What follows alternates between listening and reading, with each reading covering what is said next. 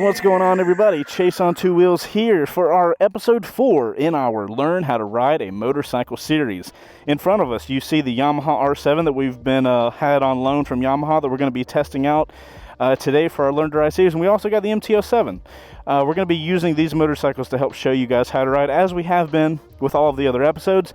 If you guys haven't seen any of the other episodes, there's a playlist link down below, and we've put all the episodes in there. So if you randomly came across this episode 4, please go back and watch the further episodes. Everything we're teaching you guys in today's episode is going to be based on the information we taught you guys in previous episodes. Speaking of previous episodes, on episode 3, we took you guys through the crank up process, how to get the bike cranked up, and how to practice learning how the weight of the motorcycle is underneath you. But we didn't go into how to get the motorcycle going under its own power using the throttle. That is what we're going to be doing in today's episode, guys. We're going to show you how to get the bike going, how to use the clutch, how to shift, how to use the throttle and the clutch together, as well as coming to a brake. Now, or coming to a stop, rather. I will say, by the end of this episode, you guys should be able to confidently ride around a parking lot. We are not going to leave the parking lot in today's episode. As you guys can see, we're back at our giant open parking lot that we've been making all these videos at. In episode 5 is when we're going to teach you guys, okay, let's take everything we've learned from episodes 1 through 4 and let's get out on the road and actually go ride. So as you guys have seen from the previous episodes, I'm sure, we're taking this step by step. We're trying to break how to ride up into as many small sections so we don't overwhelm you guys. Once you start riding, everything we covered in all of this series, you guys are just going to know like that.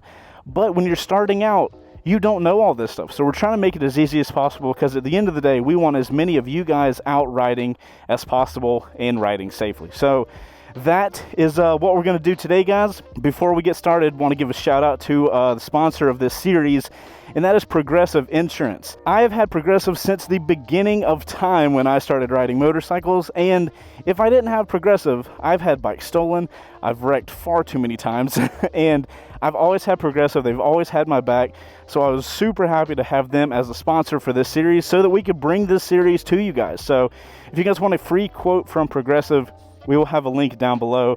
I have trusted them for over a decade with my riding, and trust me, I have made full use of my insurance. So hopefully you guys don't have to go through what I did. If you get with a company like Progressive, you have a good chance of having a good experience like I have. Let's figure out how to get these motorcycles rolling so we can get you guys riding on two wheels as soon as possible.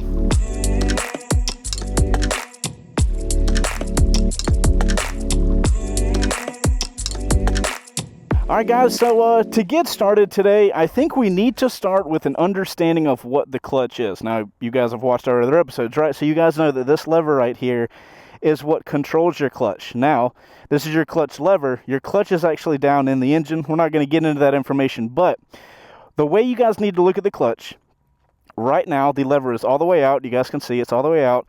And when the clutch is all the way out, the engine of the motorcycle is connected to the transmission of the motorcycle. It goes, engine makes power, it sends that power to the transmission, that transmission spins that wheel. Okay, there's a 3-step process. If I pull this clutch in, the engine is no longer connected to the transmission.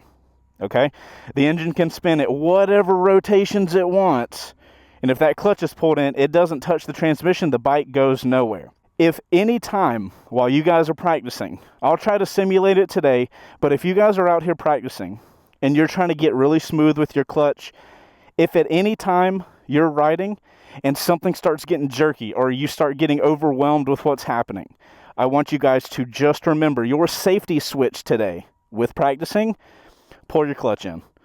The second you do that, your bike cannot translate power to your rear wheel. You will go nowhere, okay? If anything happens, boom. Remember that throughout this entire day, and don't worry, I'll be reminding you guys throughout the day if that happens. That's your most important thing to learn today. Let's get into all the other aspects of getting this thing going.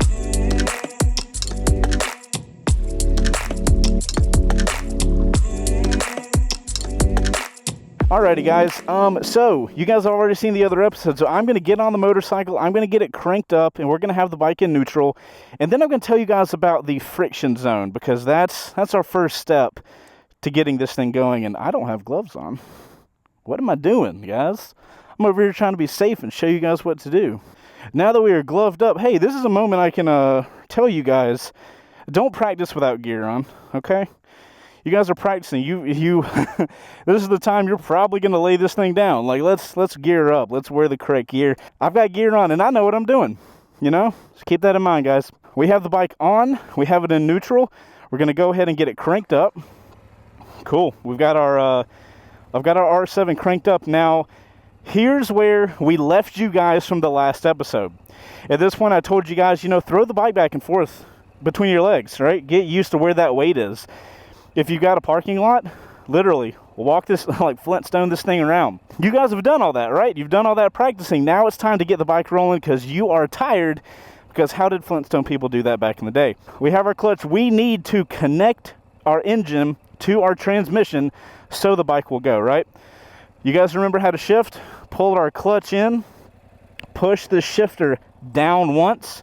As you guys can see, we got a fancy gear indicator here on the R7. We're in first gear where our clutch is in, but if you guys notice, I'm not going anywhere. Bike might as well be in neutral. That's exactly what the clutch does. Bike's essentially in neutral right now. So, the friction zone is the tiny little space between the clutch being off. There's the friction zone, clutch is fully engaged. 3 different sections. Now, I want you guys to notice, I'm not going to touch the motorcycle other than letting the clutch out, and I want you guys to watch what happens. Look at that. You see the bike moving? Almost stalled it. That was the friction zone. The friction zone is the point where the clutch begins to engage the transmission. So I'll hold the bike a little better this time. I'm not pushing the bike at all. Okay? Bike's moving on its own. And if I let it go, the bike will stop moving. That's the friction zone. The friction zone, in releasing the clutch, is the point at which you are going to start giving it throttle equally until your clutch is all the way out and you are propelling yourself on the throttle alone.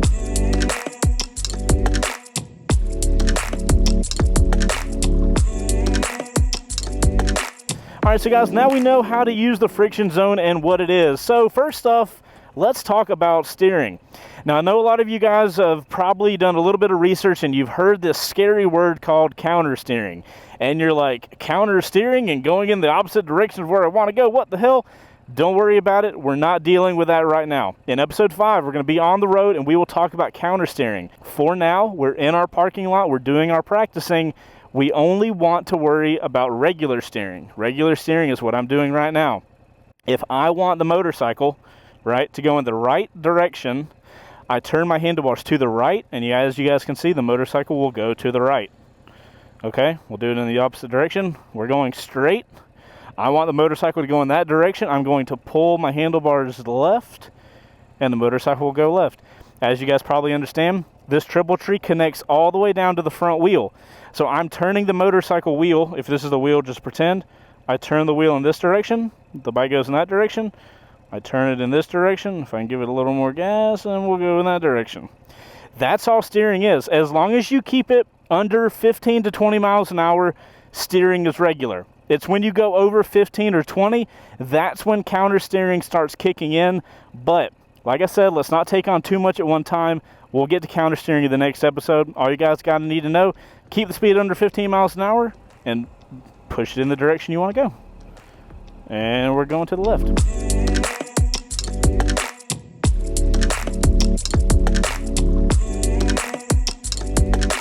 All right, guys, so that is the steering. Now we know how to use the friction zone. Now we know how to steer. Let's get some throttle into the game. So as you guys can see, I'm using that friction zone, and that friction zone is the point at which that I need to start using the clutch and the throttle together. Now, this is something you guys are going to be doing thousands of times over your riding career, okay? We're in the friction zone, right? Bike's moving under its own power. To disengage the clutch completely, I need to get through the friction zone and I need to add throttle at the exact same interval. I'm going to show you guys how it is in real life, and then I'll slowly do it for you guys, okay? So let's give it some rear brake. Let's slow down. Friction zone. I'm going to slowly give it throttle. I'm going to fully release the clutch. And at this point, woohoo!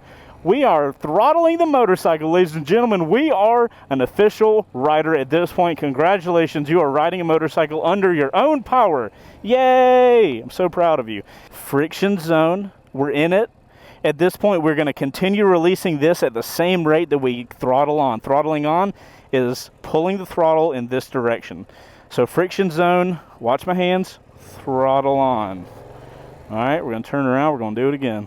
Get ready for repetition, ladies and gentlemen. There's a lot of it in this episode. All right, we've got friction zone engaged. We're going to release the clutch and put the throttle on. Okay? If you guys remember, what did we say about the clutch? If you pull it in, you're disconnected. If I have the clutch all the way in, we're not going anywhere, right? Because the engine's not connected. Now, guys, when you're practicing this stuff, I recommend you guys getting in a straight line. We don't want to have to worry about steering while we're worrying about how to do the clutch and the throttle correctly. So from a start, again, we're going to do friction zone, then continue to release it as we give it throttle. I'll do it again. Pretend you're at a red light. Turns green. Hell yeah, I can go. Friction zone, throttle, release clutch. That action that you guys saw me do, like this whole thing, that action, you're going to do it all the time. You're going to do it every single day you ride, all the time. So guys, obviously something I didn't touch on, but you will need to do is pull your feet up. You are able to pull your feet up, look at that, clutch out, throttle on, whenever you get the balance of the motorcycle. Now, in the last episode, I told you guys, roll the bike around. If you can, get it on a slight hill and let the bike roll. You'll get a feel for when you have that bike's balance set up. And the second you're balanced on that motorcycle, pick your feet up. But here's the cool thing. The reason we find this giant parking lot, the reason you guys practice this stuff now instead of in front of people is because if you have terrible balance and you don't want to look like an idiot walking your bike around, you're in a parking lot. Ain't nobody can see you in here. Look at this. I'm going to walk the bike until I have balance on it. Look, I'm in neutral. I'm rolling. My feet aren't on it. I'm chilling.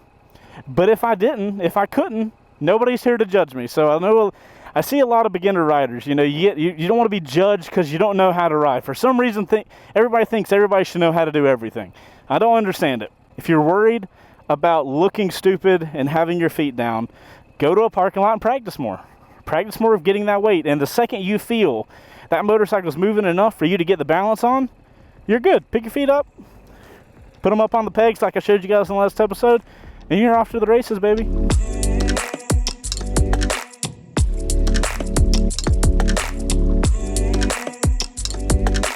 All right, guys, now before you go out and practice too much throttle and clutch, you got one more essential piece to learn, and that is bringing the motorcycle to a stop. So I'm going to get us going here in a minute. Now, when it comes to braking, you know, everybody teaches you you're supposed to use 70% of your braking with the front brake and 30% of your braking with the rear brake. I don't want you guys to get too mathematically caught up in like, oh, how much percentage am I using? Here is all you need to know. Make sure that when braking, the majority is the front brake, the minority is the rear brake. You should use them at the same time together, but use the majority of your braking in the front brake. Now, the question is, how do we come to a stop? We're in first gear, and let's say maybe I'm running out of road in my little practice area, or something like that. You need to come to a stop. We're going to take you guys through that so that you don't stall. We want to come to a stop. First step, release the throttle. Second step, pull the clutch all the way in. Double check that you're in first gear if you don't have a gear indicator. Now, front brake and rear brake together, but mostly front brake. We're going to squeeze them and come to a stop. We're still holding the clutch in. I still have my front brake lever not letting me go anywhere. In case you came to a stop on a hill or something like that. Obviously, we're in a flat parking lot here. I don't need that front brake. But if I'm in an area where the road is down, I'm going to hold that front brake just so I don't continue to roll. Because remember, when that clutch is pulled in, you can roll the bike around. You don't want to be rolling down a hill, and you don't want to have to hold the bike up with your feet. We'll do that one more time. We'll get going. We're in first gear still. We haven't shifted into any other gears. Remember this step because you're going to be doing this a lot. I want to come to a stop, disengage throttle, pull the clutch in, rear brake, front brake, come to a stop. My foot goes to the ground, holds the bike up.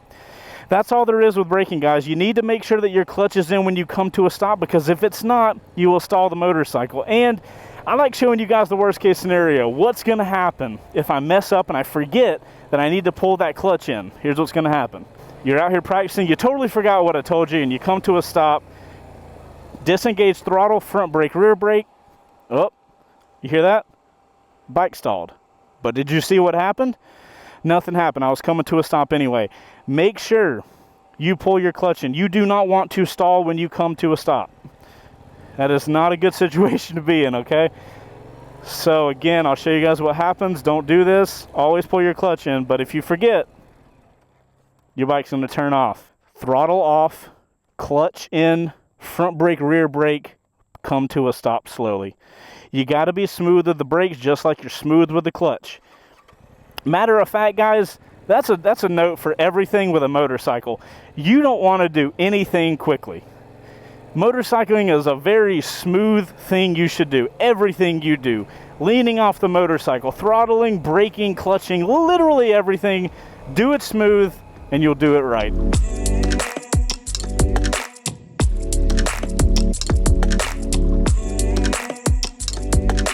Alright guys, so now you know how to use the clutch, the throttle, and the brakes to start going and coming to a stop.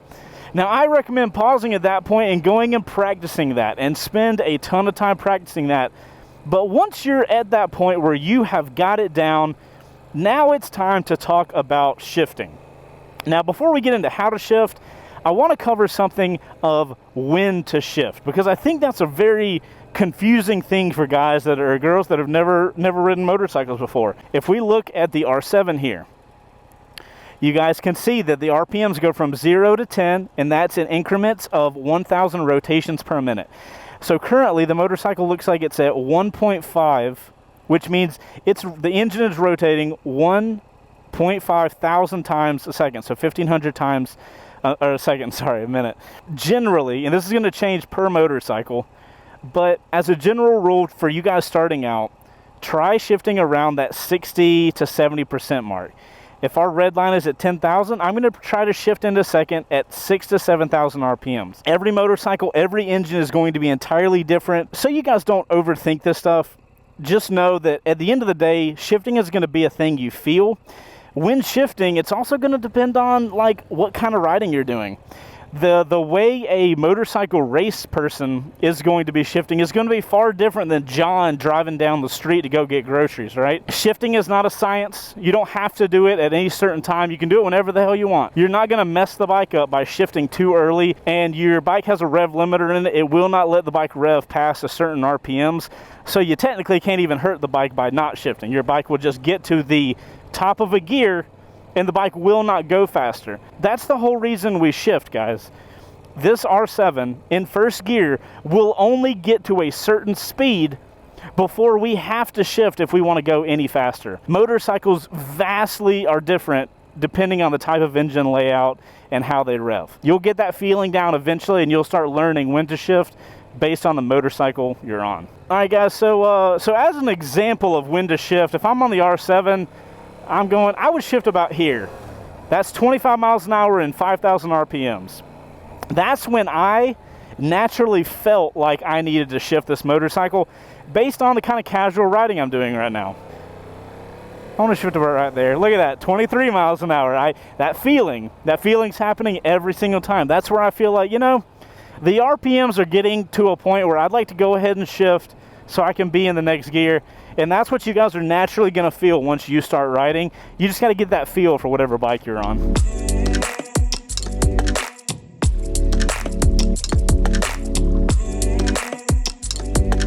All right, guys, so that is when to shift, but now the giant question, how do you shift?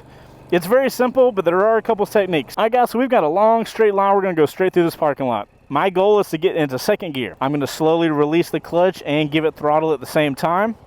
Now, let's just say I think it's time to shift. I'm going to disengage the throttle. I'm going to pull the clutch in. I'm going to shift my gear up, down on my left foot.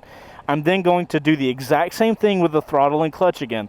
I'm going to slowly release the clutch, and I'm going to give the bike throttle.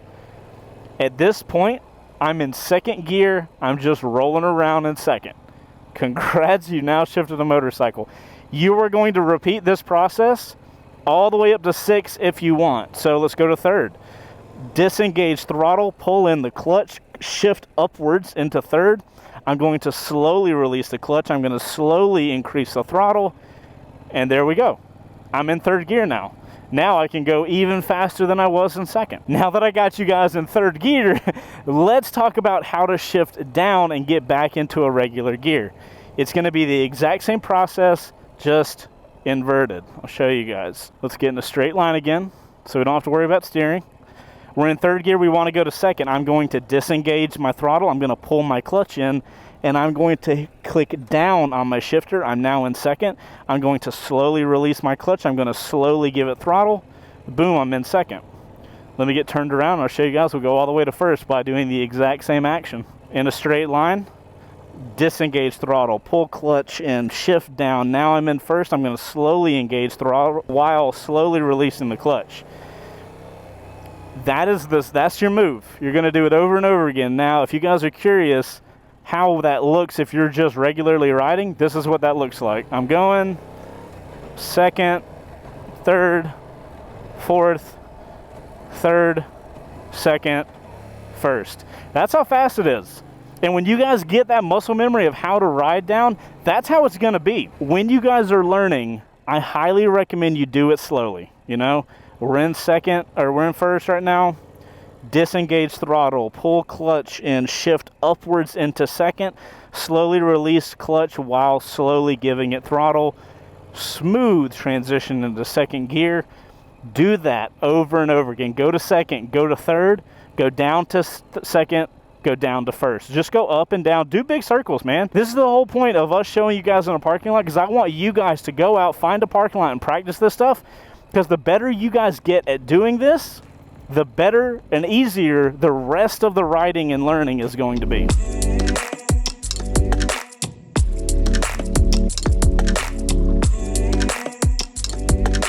All right, guys, so now that we can shift up into third and fourth and fifth and sixth, let's talk about stopping when you're not in first gear, because like I told you guys, you need to be in first gear when you come to a stop. That should be what you do. Now I'll show you guys what happens if you don't get to that, but let's talk about how to do that. When you're going and you're coming to a stop, you have to have foresight about what's happening in front of you. Now granted, emergency stops are going to happen in your riding time, but if I know that I'm going to stop at that tree line and I'm in third gear, I'm going to start this shifting down process right here. I'm going to get into second. I'm going to feel that engine braking slowing me down. I'm getting even closer. I'm going to shift into first. Now I want to come to a stop. I'm going to pull the clutch in. I'm going to give my front and rear brake, and boom, I come to a stop exactly where I want. You guys need to be thinking ahead of time when you're shifting. If you see that you're coming up to a red light, that's your time. Are you in fourth gear? Shift to third, shift to second, shift to first, so that when you come to a stop, I'm already in first, my rear brake, my front brake are engaged, my foot's down, I come to a stop exactly where I want. Let's cover emergency braking, because people that drive cars are idiots, and eventually you're going to have somebody pull out in front of you, and you might not have the time or the foresight to shift all the way down into first. So let's pretend we're just going down the road, some Karen pulls out, and we have to stop quickly. All right, we're in third gear now. As long as I'm holding the clutch in, everything is fine. I told you guys, the clutch is your safety switch. Always pull that thing in if anything dangerous happens. That's right now while we're practicing, and that's when you get on the road. Let's just pretend the Karen's in front of you. She gives you a like, oh, I'm sorry. Like, you could have killed me. Now you're in third gear and you got to get going again. If you start going in third gear from a stop, you're probably going to stall. Like we did in previous episodes, I'm going to shift down. Might have to move your bike around. I'm going to shift down again. I'm in neutral. I'm going to shift down again. I'm in first gear. Now, I've got my clutch in. I can take a second. I can reset myself, and I can say, okay, we're in first gear again. I'm going to do what I know to do. Slowly release clutch by slowly giving it throttle. I'm in first gear. I'm back going again. So guys, I want to show you guys an example, because we've been talking about use the front brake as your main brake, your rear brake as your secondary brake. I want to explain to you guys why we do that. Because, like I told you guys, the front brake in size is much bigger than the rear brake, and it's going to bring you to a stop much faster. So I'm going to do a test. You see this black line?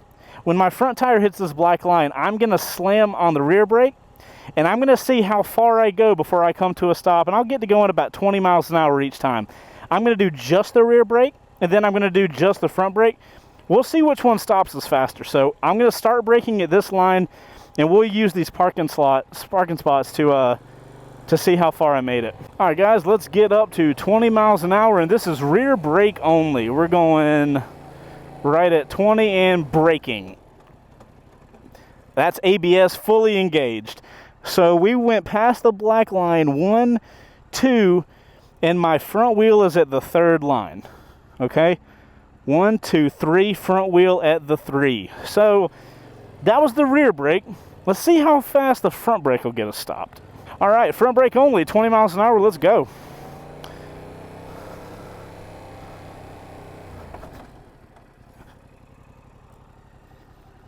That's the black line. My front wheel barely went past the first one. Just to remind you guys, we went 1, 2, 3. That is just an example. And you guys could probably see when I hit that brake, this bike dove down and came to a very quick stop. That just shows you guys that rear brake, it'll stop you, but it's gonna take some time, whereas that front brake is not gonna mess around at all.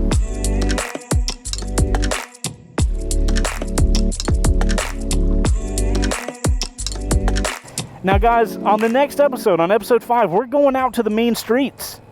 You guys need to be ready, because the reason we're testing out and we're practicing here in the parking lot is because there's no traffic. We don't have to worry about somebody behind us at a red light that wants to go who is impatient.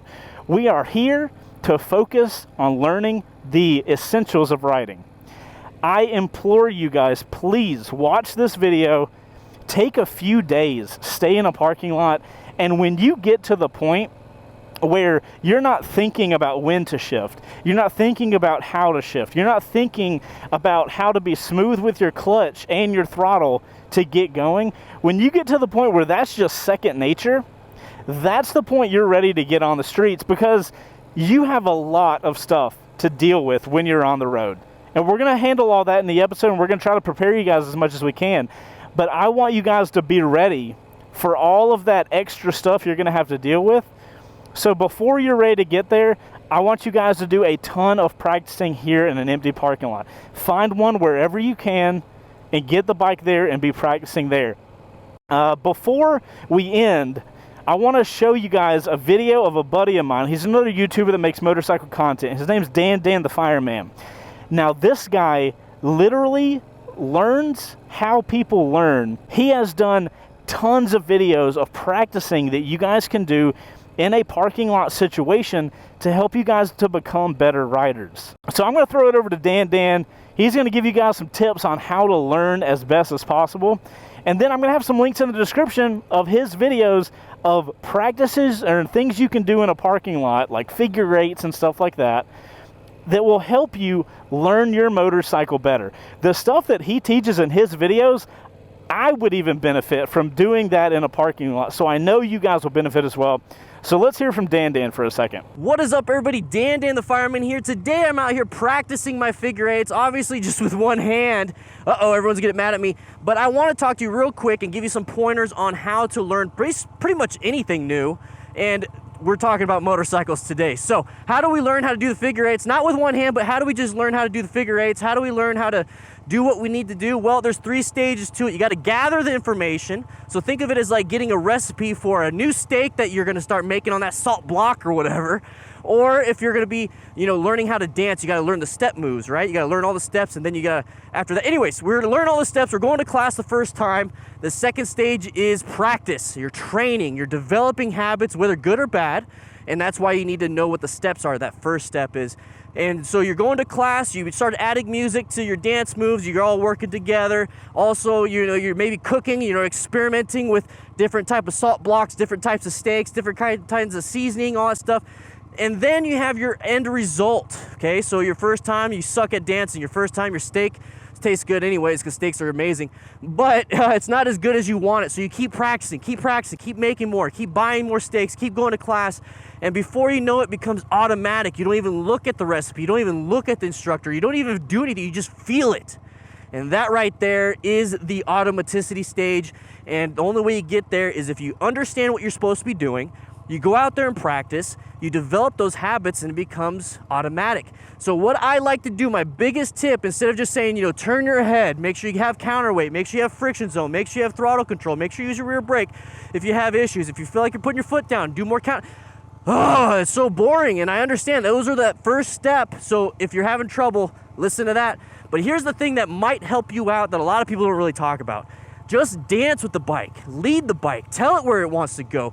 You're the one putting the ingredients on the steak. You're the one leading the dance with the dance partner. Go for it, just do it, okay? Now, if you have trouble and you're still wondering, how do I do this? How do I become better and better and better? You know, what is it I need to do? You know, I feel like I'm doing it, but what do I do? Well, what you could do is send in your videos. So put a camera, put a tripod, do something, set it up, send it to me, ddfmcrew.com/training submission, and I'll take a look at it. I'll give you some pointers, give you some tips, because remember, you might still be in that first stage. I want you to practice good habits, get into that second stage, and then get into that third stage and become a better, smarter motorcycle rider so you don't have close calls and hopefully never crash. With that said, hope you guys ride smart, ride safe, be safe, and have a great day. All right, guys, so hopefully now you know a little better of how to learn. Like I told you guys, I'll have some Dan videos in the description down below. Highly recommend you guys going and checking those videos out.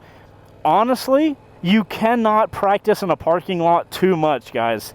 It is going to do nothing but help you become a better rider. And at the end of the day, the only thing that me, my guys, and Dan want are you guys to be better and safer riders and enjoy the life on two wheels that we know how enjoyable it is. So for this video, guys, that's all we've got. If you enjoyed this video or if it helped you out, make sure to hit that like button. And if you're looking for the next video in the series, description down below is going to have a playlist link, a Learn to Ride playlist link. That way you'll be able to make sure you see all the videos in our series. Guys, go out there and practice safe. And I look forward to riding safe with you on the next episode. I'm Chase on Two Wheels. Hope you guys enjoy the two-wheel stuff we're putting out. If you enjoy motorcycles in general, which if you're watching this video, I imagine you do, hit subscribe on the YouTube channel, guys. My team and I make a ton of motorcycle content, whether it be gear reviews, motorcycle builds. We make a ton of content, and we would love to have you guys along for the journey. And we look forward to seeing you guys on other videos that we make. You guys go out there and practice safe, and we'll see you on the next one, where we go to the streets, baby. Let's go.